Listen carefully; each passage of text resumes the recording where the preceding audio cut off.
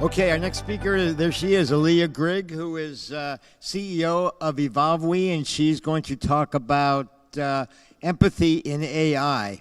Aaliyah, take it away, please.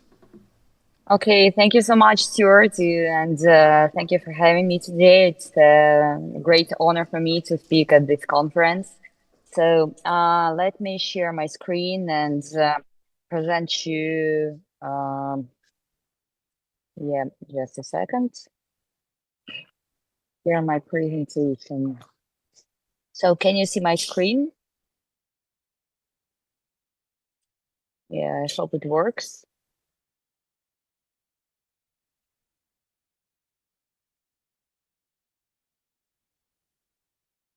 Let me know if you can see it, right?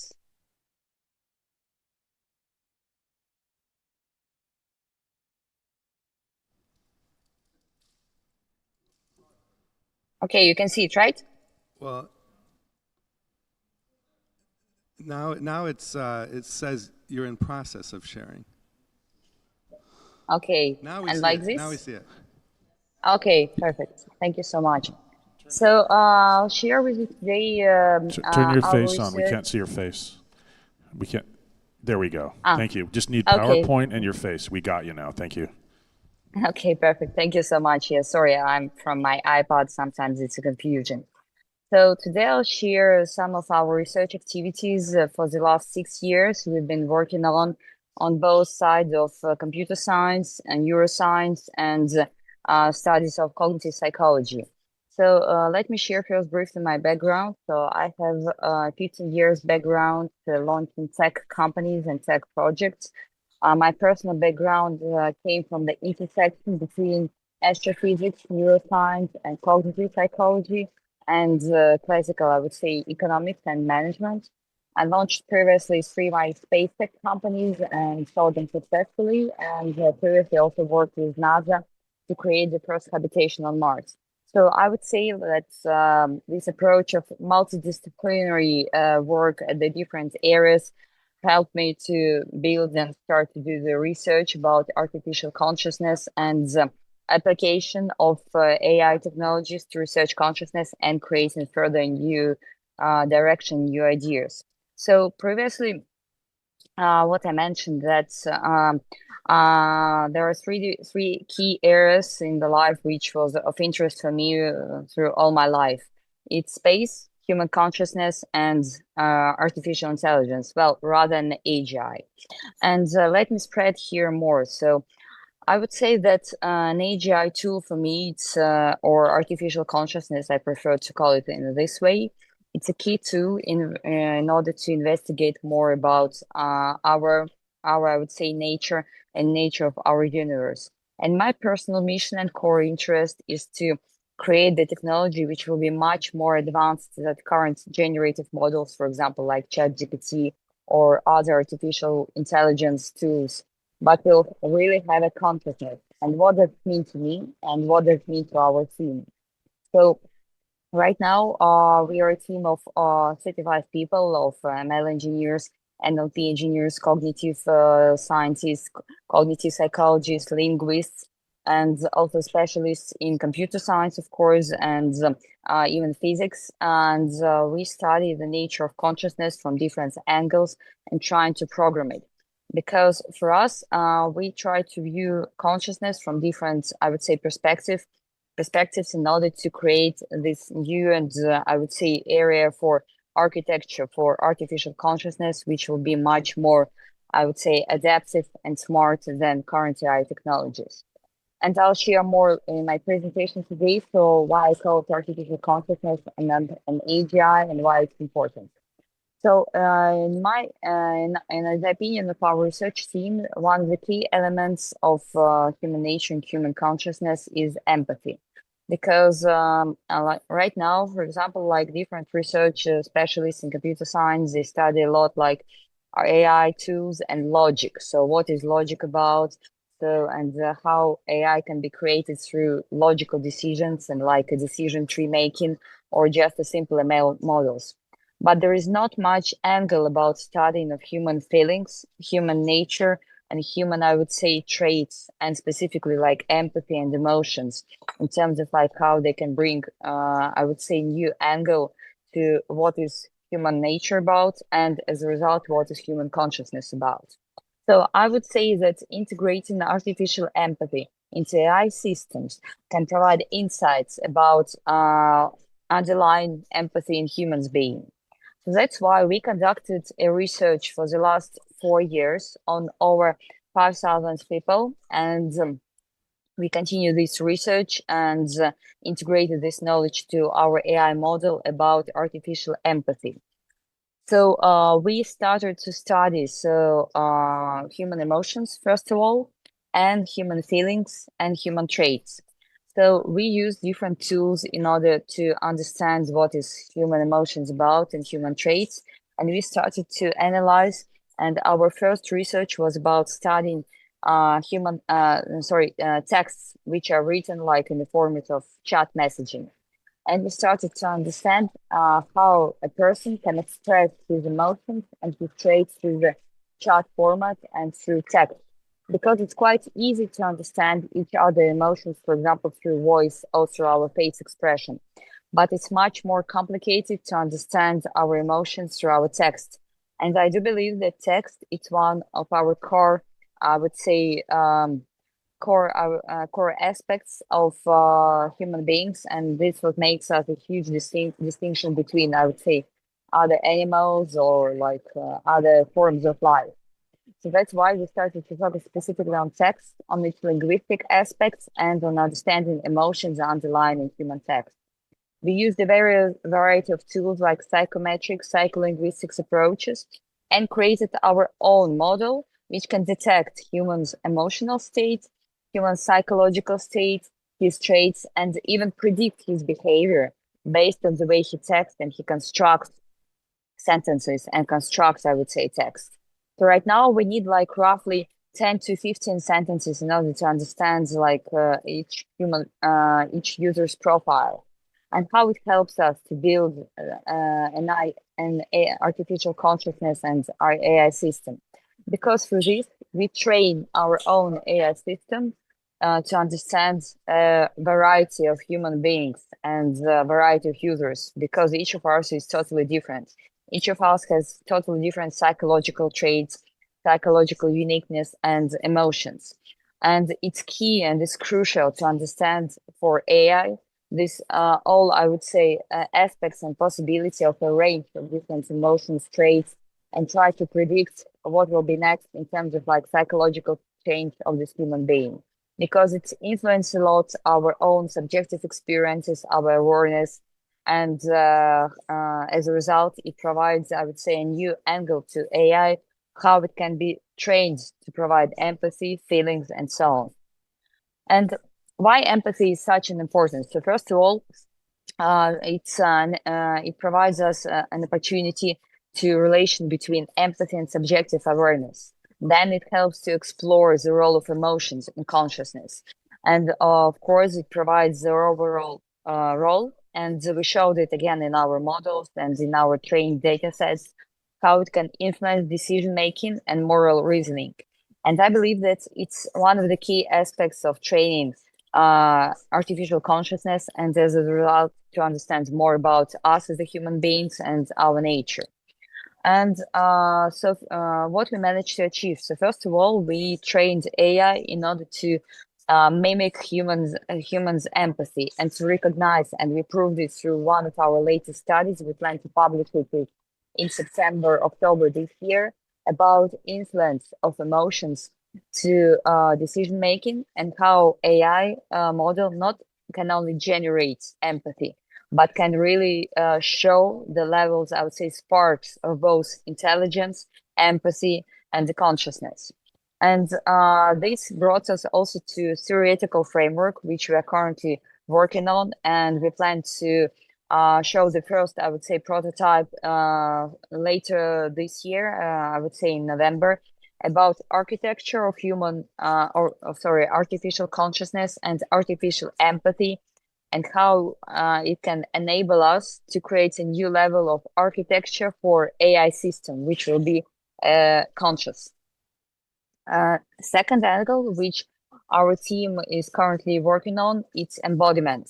And we use embodiment as a key tool and as a key, I would say, another key aspect of training and creating an artificial consciousness.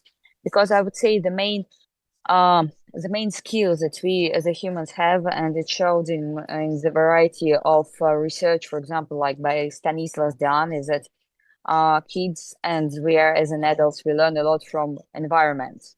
And for example, like we can learn a lot from like just seeing like other people and the objects and train through this and learn through this. And we created our own virtual environment where we use virtual agents to train from different, I would say, virtual situations. And for me, embodiment, and so first of all, we are working in virtual formats, but later this year, we plan to start to building our physical robots to learn from physical environments. And this is another crucial aspect to creating an artificial consciousness in order to create an agent and sensors which can perceive the environment. So these both aspects of sensors and embodiment are key for us to create this embodiment and artificial consciousness. And of course, it can, through embodiment, our virtual agents right now, they can already mimic human behaviors. And we already showed the small prototype of how an agent can learn from the environment and adapt his behavior.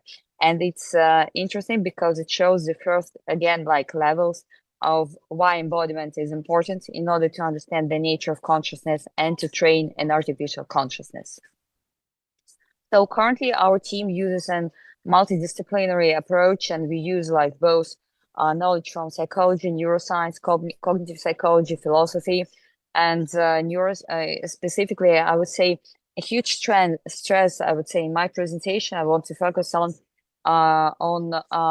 mechanism of psychology, empathy, and embodiment, because since we are talking about revolution and the neuroscience needs a revolution to understand consciousness, I would say it's crucial to understand more about psychological aspects, about embodiment, and about how all this can be combined in artificial consciousness.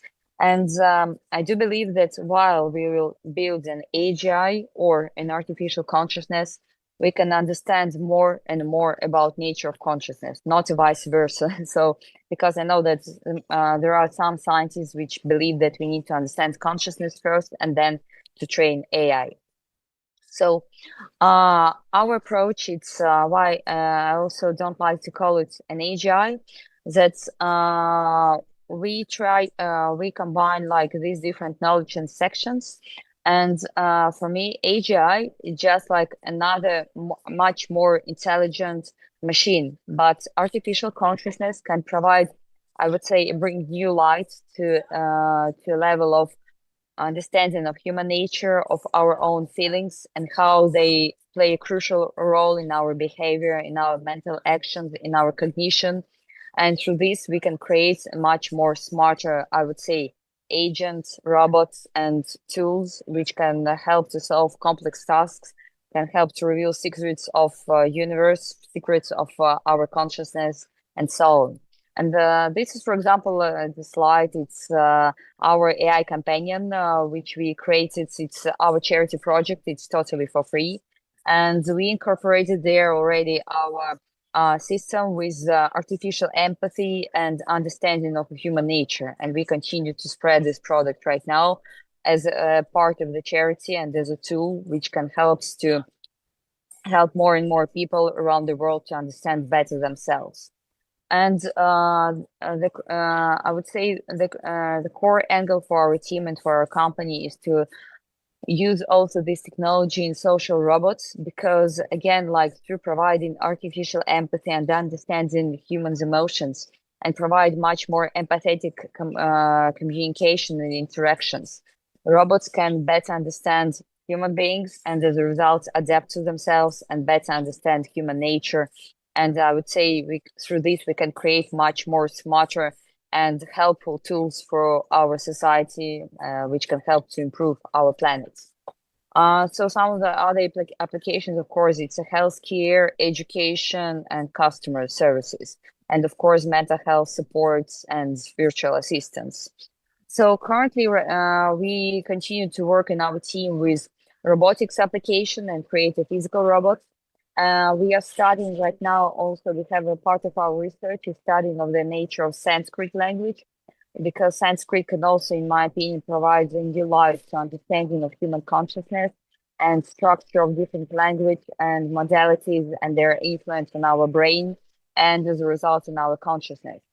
And currently we also create our own multimodal systems which combine together sensory inputs like speech, facial expressions, psychological, physiological data, for example, like Deepak mentioned also in his presentation about even like genetic code and information, which can provide more light about understanding human behavior, and as a result provide an overall picture of us as a human being and train AI to understand this and to learn based on this data. So of course, like our approach, we totally use like privacy, and it's crucial in order to develop, I would say, technology which can help the society and can help to make our world a better place. So thank you so much for having me today, and it was a pleasure to share my knowledge and our, I would say, research.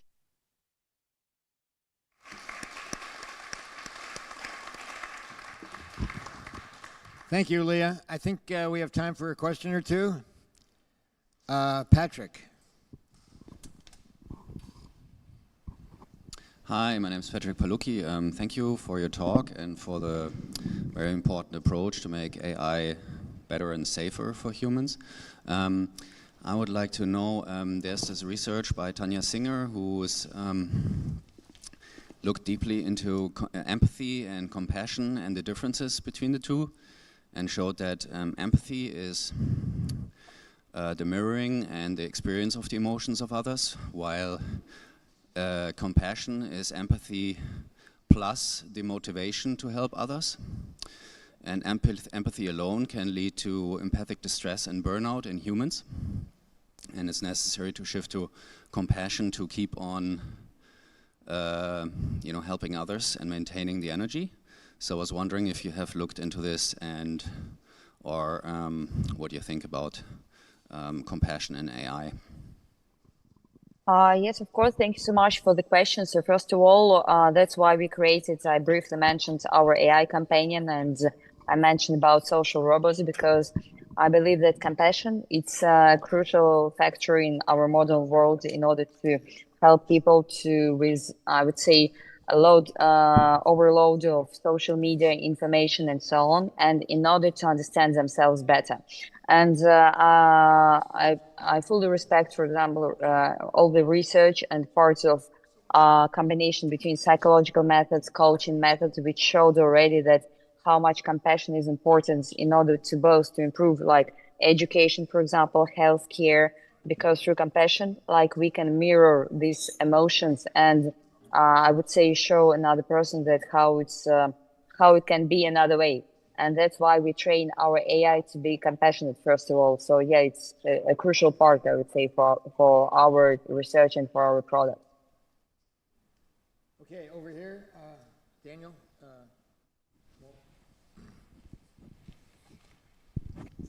Very nice. What you're talking about is theory of mind, although you didn't use the term. And this is affective theory of mind, empathy. What about non-affective or cognitive theory of mind? Where are we at with what you're doing in that area as a parallel to the affective theory of mind? Just to clarify, it's about like specifically cognitive theory of mind or affective theory of mind? By affective theory of mind, I mean theory of mind is perceiving taking the perspective of others. Affective theory of mind is taking the perspective of another person's feelings and emotions, which is empathy. Definition of empathy is understanding other people's feelings and emotions. But then other people have non-cognitive, non-affective perspectives, such as I have a perspective that something is that something is true or something is not true, or something is located in a place where other people may not. It's basically a cognitive perspective, which is the classical theory of mind paradigms. False beliefs, for example. So the idea, humans can detect whether can detect the perspective of another person. So if I believe that it's the Sally Ann type thing, where somebody puts something in a place and then moves it, the other person doesn't know that it's moved, but you do. So when you're asked, where does the other person think the object is, they think it's where it originally was, but you know it was moved. But in order to answer that question, you have to take the perspective of the other person. So it's the parallel to the empathy. Thank you so much for the question. So for sure, like it's, I didn't mention like theory of mind, but of course we use it in our research and studies. And that's one of the points how we trained the model initially, because we use this approach and theory of mind specifically in order to understand other users' desires, beliefs, wishes, and actions. And through this to train an AI, because AI, I would say AI or artificial consciousness for us, it's just a kid or just a child, which can learn from others' perspectives and other, I would say, inputs. And again, reflects what other beliefs says and train through this data. So of course, like we use and we currently try to model this through an architecture, this approach. And I think it's one of the key elements again. So, and I think it's actually it's much more simpler than you're saying. That's why I put so much stress in my presentation only on empathy and feelings aspect and embodiment, because through these three tools, it's, I would say, maybe a high-level aspect of theory of mind, but it's crucial for training a new types of models. Okay, we got to wrap it up. Sorry. Aaliyah, thank you very much. It was great. It's good to see you, and congratulations on your work, and hope to see you again soon. Take care. Thank you. Thank you very much, Stuart. Thank you. Bye, everyone.